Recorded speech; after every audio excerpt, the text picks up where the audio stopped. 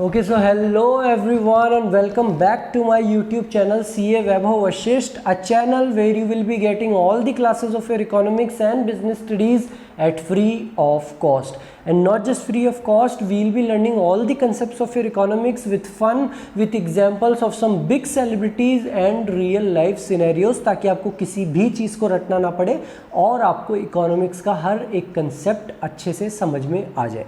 So students, आज हम start करने वाले हैं हमारा नया चैप्टर, हमारी नई unit, and that is balance of payment. और जैसा कि हम हर बार हमारा नया चैप्टर स्टार्ट करते टाइम करते हैं, आज भी हम रिवाइज कर लेते हैं हमारा ultimate target. And our ultimate target, our ultimate objective is to score 100 out of 100 marks in your economics. तो क्योंकि हम हमारा नया चैप्टर स्टार्ट कर रहे हैं, तो हम इस चैप्टर को भी उसी ज़ील, उसी जोश के साथ में करेंगे कि हम हर एक चीज़, हर एक कंसेप्ट को अच्छे से समझ जाएं और अल्टीमेटली 100 में से 100 मार्क्स स्कोर कर पाएँ अपने इकोनॉमिक्स के एग्ज़ाम में. सर हमने इतनी बार सुन लिया बैलेंस ऑफ पेमेंट, कई बार एग्जाम में हमारे यूनिट टेस्ट वगैरह में भी आ गया, लेकिन सर ये बैलेंस ऑफ पेमेंट होता क्या है असल में?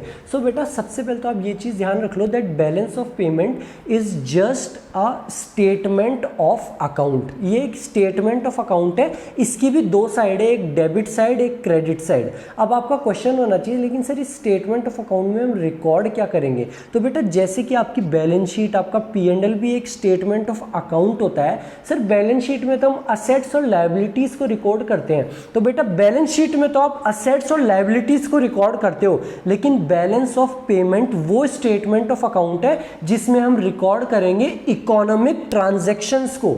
सर इकोनॉमिक ट्रांजैक्शंस क्या होता है बेटा, वो हम बाद में देखेंगे. पहले आप ये चीज पे फोकस करो कि बैलेंस ऑफ पेमेंट एक स्टेटमेंट ऑफ अकाउंट है जिसमें हम रिकॉर्ड करेंगे इकोनॉमिक ट्रांजैक्शंस को, और किन के बीच में? एक कंट्री के नॉर्मल रेसिडेंट्स और रेस्ट ऑफ द वर्ल्ड के साथ में जो भी इकोनॉमिक ट्रांजैक्शंस हो रही है, हम उनको रिकॉर्ड करेंगे हमारे बैलेंस ऑफ पेमेंट में. So balance of payment is a statement of account showing all economic transactions of a country with the rest of the world. और कब बेटा, कितने टाइम पीरियड के लिए होगा? During a period of time, generally 1 year, generally 1 साल के लिए हम हमारे बैलेंस ऑफ पेमेंट को प्रिपेयर करेंगे. अब आप सब लोगों का क्वेश्चन होना चाहिए, सर हमको ये चीज तो समझ में आ गई कि यहाँ पे हम इकोनॉमिक ट्रांजैक्शंस को रिकॉर्ड करेंगे, लेकिन सर इकोनॉमिक ट्रांजैक्शंस होती क्या है असल में? सो बेटा economic transactions are those monetary transactions which involve the transfer of title of ownership of goods, services, money और assets. Sir ownership of title मतलब, तो बेटा मैं अगर आपको ब्रॉडली क्लासीफाई करूं, फिर हम इस डेफिनेशन पे वापस आएंगे. अगर हम ब्रॉडली क्लासीफाई करें कि हमारे इकोनॉमिक ट्रांजैक्शंस में क्या क्या आएगा, तो हम उसको 4 तरीके से ब्रॉडली क्लासीफाई कर सकते हैं. पहला तो विजिबल आइटम्स, ठीक है सर लिख लेते हैं विजिबल. दूसरा इनविजिबल आइटम, तीसरा आपका यूनिलेटरल ट्रांसफर, और चौथा आपका कैपिटल ट्रांसफर्स. ठीक है सर, पॉज कर लेना वीडियो को, मैं जल्दी बोलता हूँ, आप लोग पॉज करके ये चारों को लिख लेना. सर अब आपने बताया विजिबल आइटम्स, तो सर ये नीचे आपने export and import of goods के लिख रखा है. तो बेटा विजिबल आइटम्स में आते हैं आपके export and import of goods. अच्छा सर, मतलब एक कंट्री के नॉर्मल रेसिडेंट जब भी एक्सपोर्ट करते हैं गुड्स को या फिर इंपोर्ट करते हैं, तो वो हमारे इकोनॉमिक ट्रांजैक्शन है एक तरीके की, जो कि बैलेंस ऑफ पेमेंट पे आएगी.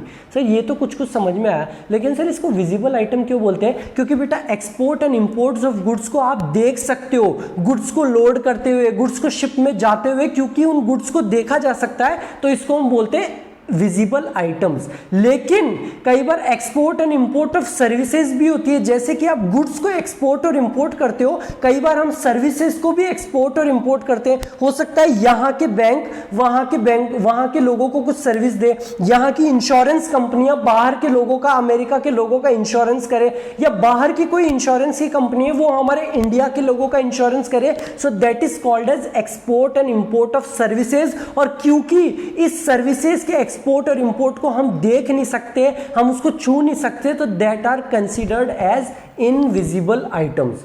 ठीक है सर, ये तो इजी सी बात सी, विजिबल आइटम्स, इनविजिबल आइटम्स तो हमको क्लियर है. सर ये यूनिलेटरल ट्रांसफर्स क्या होता है? इसमें आपने नीचे लिख रखा है ट्रांसफर फॉर फ्री.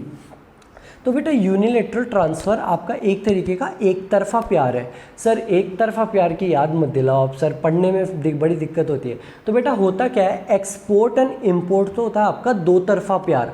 सर वो कैसे? बेटा आप जब भी गुड्स को एक्सपोर्ट कर रहे हो तो आप गुड्स दे रहे हो और बदले में आपको पैसा मिल रहा है। सो ये है दो तरफा प्यार या फिर बाइलेटरल ट्रांसफर। आप कोई चीज दे रहे हो, बदले में आपको कोई चीज मिल रही है। जब आप गुड्स को इंपोर्ट कर रहे हो तो आपको गुड्स मिल रहा है, बदले में आपको पैसे देना पड़ रहा है। लेकिन यूनिलेटरल ट्रांसफर आपका एक तरफा प्यार में केवल एक तरीके का ट्रांसफर होगा, केवल आपको भेजना है या आपको लेना है। सर वो कैसे?